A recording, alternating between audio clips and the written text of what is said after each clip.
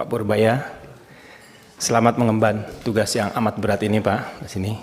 Tapi saya lihat rambut Anda masih padat, belum rontok, belum memutih juga, jadi ya masih bisa Anda handle masalah ini. Jadi saya melihat Anda ini setiap hari, bahkan setiap jamnya belanja masalah semua, dan itu bagus sekali, dan saya berharap Anda bisa menemukan solusi terbaik.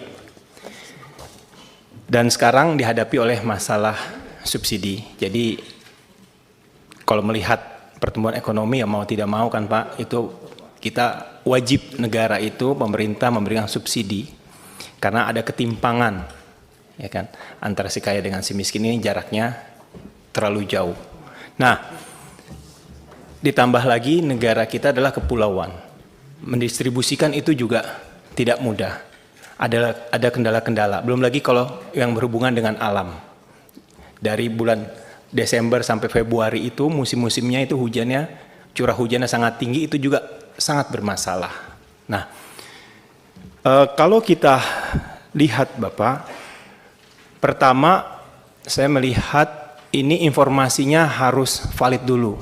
Informasi yang pemerintah dapatkan dalam hal ini Menteri Keuangan itu tidak valid seperti yang kami dapatkan. Harusnya pimpinan mungkin next time ya, perwakilan antara Pak Arief itu ada diduduk bareng di sini sehingga satu irama ini. Ini kalau kayak begini jadi ada dualisme. Nah, tapi sudahlah. Saya berharap ini kepada jajaran Kementerian Keuangan bisa bekerja sama, artinya mensupport Menteri Keuangan bahwa ini tugas yang amat berat tapi mulia. Oleh karenanya ini work team ya. Jadi saya tahu masalah ini sangat banyak sekali ya kan. Ditambah eksekusinya harus cepat sekali. Nah, kalau saya melihat Bapak ya, sejak Covid itu adalah yang tertinggi. Tahun 2022 negara memberikan subsidi. Terus setelah itu tahun 2023, 24, 25 itu 370, 386, 394 tahun ini. Nah ini kan artinya 2 kali lipat dari sebelum Covid Bapak. Nah saya tidak berbicara bahwa oh jangan di stop, tidak. Tetapi harus dicarikan solusi. Ya kan? Yang paling besar dari semua ini komposisinya adalah energi. Khususnya itu listrik, PLN. Sampai 156.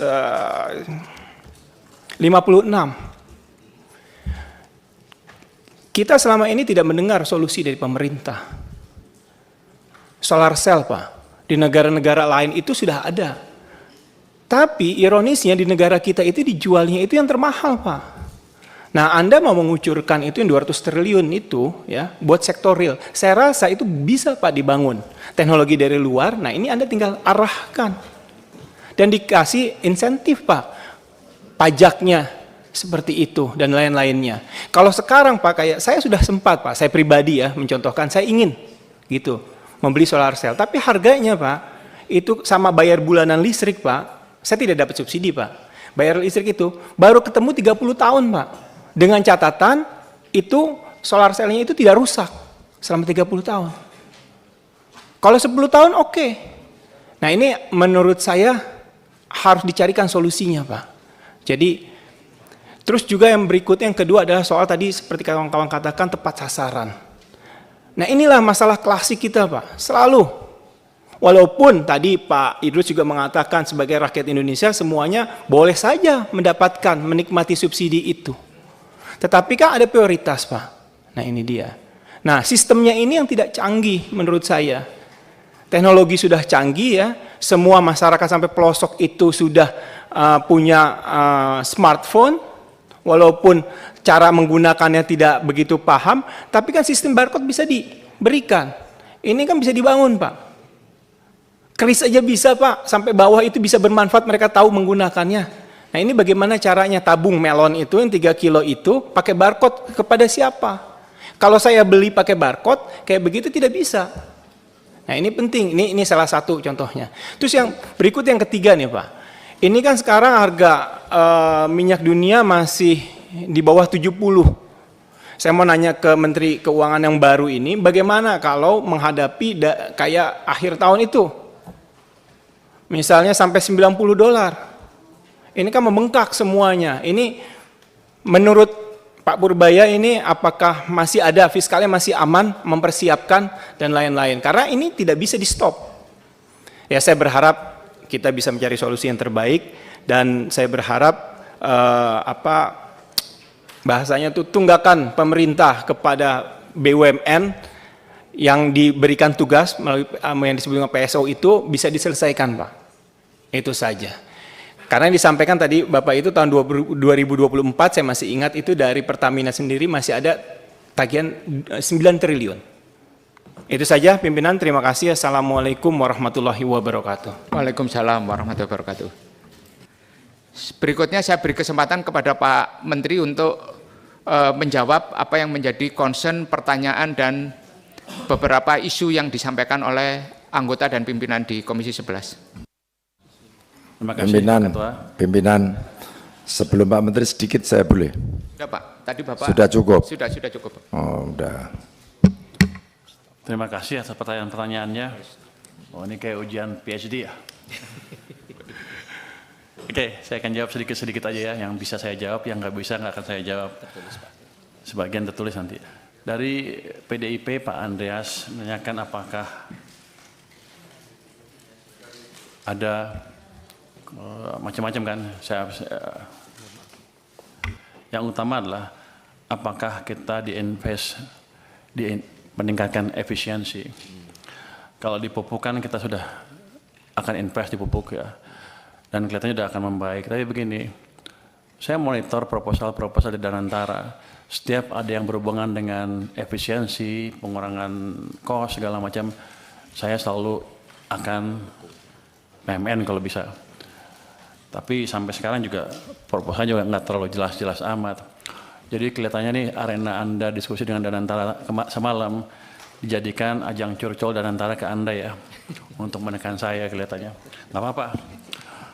Yang jelas gini tadi, apakah untuk energi terbarukan ada dari Pak ini kan jangka panjang sekali kan. Kebetulan saya beberapa minggu terakhir rapat dengan Pak Presiden dan Menteri SDM. Ada desain untuk membuat PLTS menggantikan listrik yang ada sekarang. Investasi cukup besar, bisa mungkin sekitar $75 miliar kalau jadi. Tapi pada waktu diskusi pertama saya melihat cost-nya masih tinggi, masih $9 per kWh. Saya bilang kalau gitu sih subsidi saya nambah. Tapi mereka sedang berusaha terus dan kemarin sudah ada berita bagus.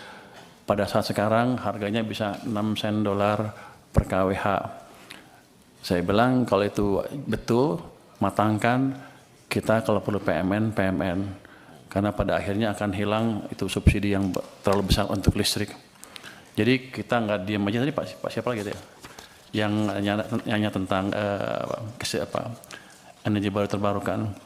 Jadi saya, Pak Primus ya. Jadi saya selalu amatin semua proposal yang beredar di kementerian itu.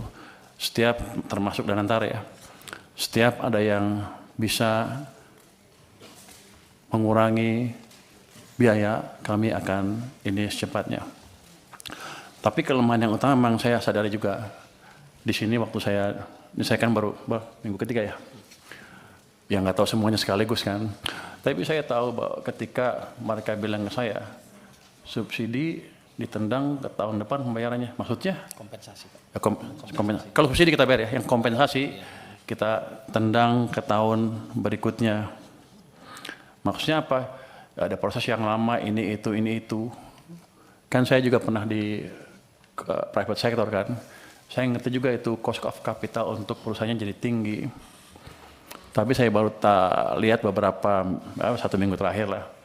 Ke depan saya akan percepat. Jangan sampai kita telat bayar lagi. Kalau bisa sebulan langsung bayar. Kenapa? Karena uang saya juga nganggur di BI itu. Kalau gitu kan masuk ke sistem cepat, mestinya Danantara harusnya lebih cerdas lagi.